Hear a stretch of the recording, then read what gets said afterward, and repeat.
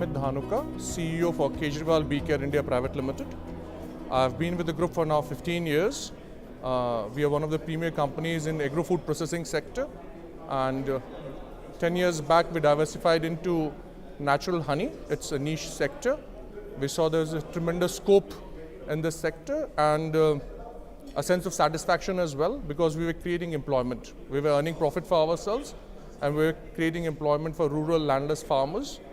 And it's a great sense of satisfaction now. When we started off, the production of honey in India was just around 10,000 tons. Now over the period of time, 10 years, it's gone up to 70,000 tons. India has become fourth largest exporter of natural honey in the world, and that's it. What would you contribute, what would you attribute as to the company? What is the underlying principle for its success? The underlying principle for the success has been, we have always worked as a team. We always thought that people say customer is king, but we believed supplier is equally king.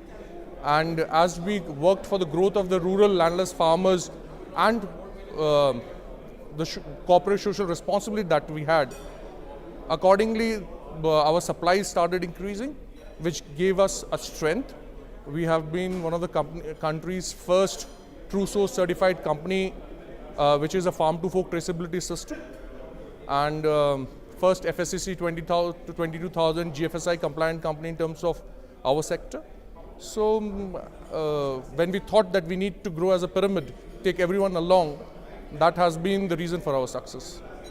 And what would you say is the major challenge right now? The major challenge now is because we work in the natural products where the climate is very important, and with the changing climate, global warming, the production in the country is going down. We are working very hard with the government so that the production in India should increase.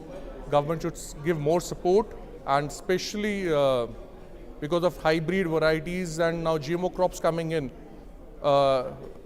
we do not have too much bee friendly flora. So that's the sector we are requesting government to look into, so that the farmer has the necessary resource so that he can produce more and more of his product, and he grows, and according with him we grow. I had asked this question to you before about your marketing, but now again, has it changed? Yeah, marketing has changed. I think next month we'll be coming into retail as well. Now, as we see, we have fulfilled our targets in terms of international market, and we will already have our necessary credentials there. And we are among the #1 companies in the country in terms of this particular product. And in India, there are only few companies which are selling quality product, and we wanted to give the Indian market, the Indian consumer, something which is equivalent to international standards. So I hope in April we'll all invite you all for the launch of the product.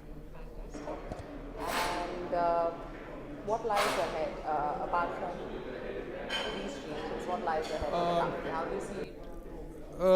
At the moment in the country, we are just talking about honey, but there are a number of allied products where the beekeeper and the company can have much more profit. There are pollen, propolis, royal jelly, which are far more value-added products where we are still not focusing. And in case we start off with that, I think the profit will increase at least tenfolds. Perfect. You are one of the old Egg India participants. You've been coming here for years now. So say something about Egg 500.